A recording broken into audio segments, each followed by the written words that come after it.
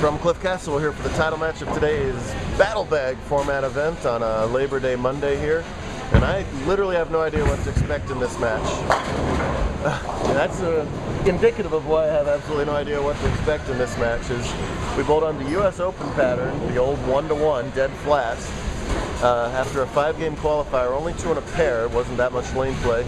They bowled a best 3 out of 5 match in Battle Bag, and after each game of that match, the winning bowler takes a ball away from the losing bowler's arsenal. So if a game went to game 5, it would be 1 ball versus 1 ball, most likely a ball that the bowler would prefer not to have in their hands. Fascinating little twist, all kinds of little strategies within strategies involved in that. And when you get to the title match, it's simply a 1-ball, 1-game match. They had a 5-minute practice session to determine which ball they wanted to stick with on this. Curtis ended up using a normal reactive ball, but completely killing the hook. This is dead straight on purpose, even though he started with that pocket 5-8-10. Curtis a 5-time champ, so he knows how to win. Still one of those bowlers like we talked about Oscar yesterday. You think, man, I would have thought he had more titles than that. See if he can get one more in the next couple minutes. But he's up against a tough customer in Harley Swigert, 3-time winner himself, but all in the handicap division, looking to break through for that first scratch win. Hard and straight again at the 2-pin, no problem for that. Curtis opened in the first while Harley converted a baby split, so he's got the very early lead.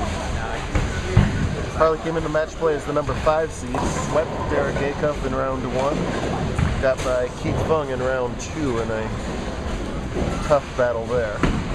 Harley, the last of the final 4 that's doing quote-unquote traditional bowling, not taking the hard and straight approach or anything like that. Mal right now looks really, really good. There was a decent amount of lefties today, decent amount, let's just go with that. I can't figure out the numbers on Monday afternoon. So it's not like he's on crazy fresh. The US Open isn't very advantageous on fresh either. But he's just coming through the ball really cleanly and not hitting up on it. You cannot hit up on it. Looking for an early double. Wow, that's an awful nice shot to not carry right now. It's hard to hit the pocket. When you do, you sure hope you get a strike. As it is, fairly makeable spare. Harley's a very good spare shooter. Developing talent on tour. He has been knocking on the door of that first scratch title.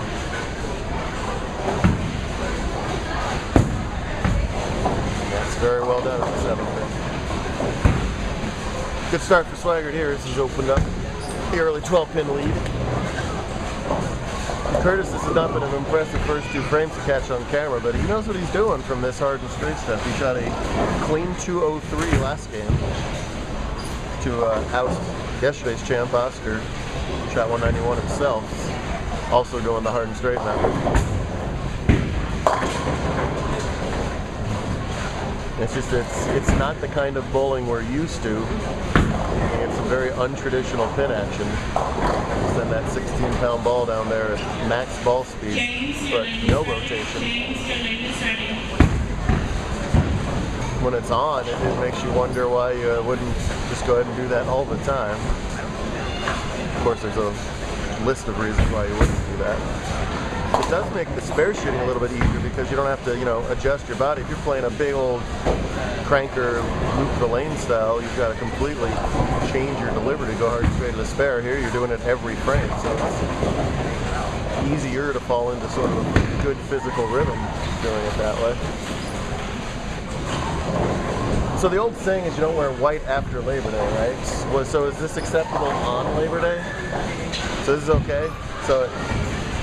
All right, we'll still go ahead and get away with the peach and white ensemble here.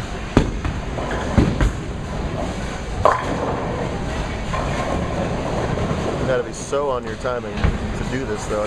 Typically you want to be high flush or extremely light. When you're in what would ordinarily be the pocket, that's when you start seeing those 5-10s and 5-8-10s and stuff like that. In general, he'll take a 9 count almost every time here. Has to spare what he leaves, though. Well, speaking of, that's I'm sure Curtis will agree, unacceptable to miss the 9 counts. Can't be doing that. As he says, this is hard, as he walks by the camera. It sure is. US Open's supposed to be. Cut today in the top 8 was minus 175 for 5 games. So less than a 170 average was enough to make the battle bag round today. That's going to lead to the left and doesn't get the break.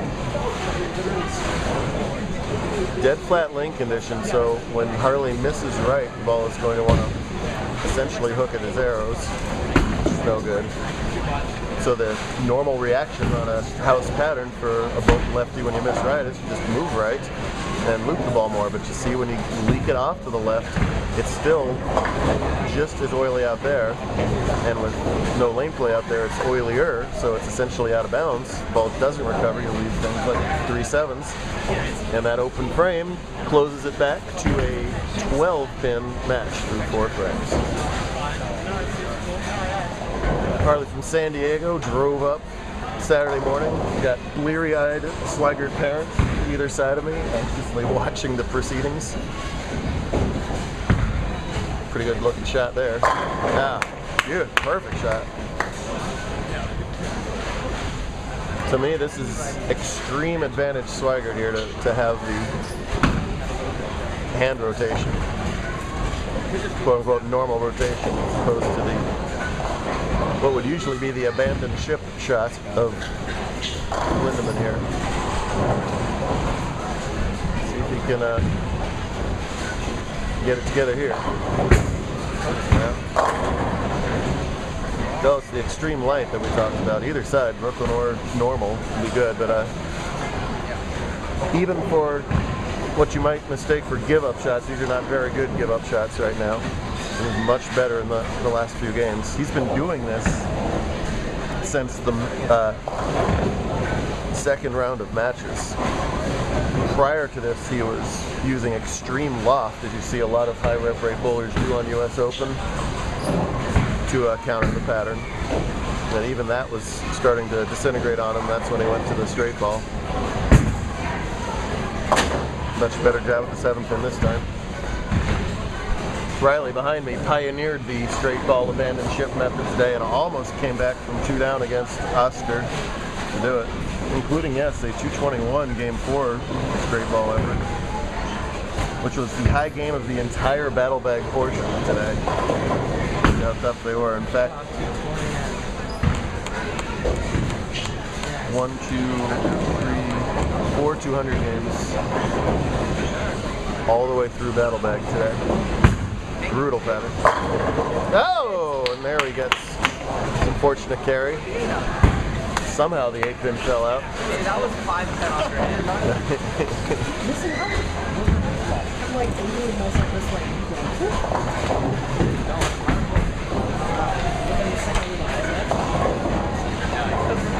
I'm going to call out Harley's dad. And Harley had something like 51 in the 5th frame, game 1 today. He said, oh, at least you get to go home early. They got a good 7-hour ride back to San Diego, and not the case, as they're going to be the last ones out of the building today.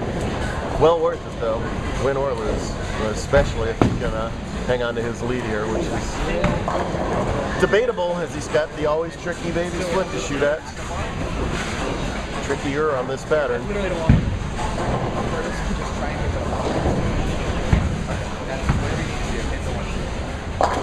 Well, too much of the 2 makes this essentially an even match. Should be a good second half.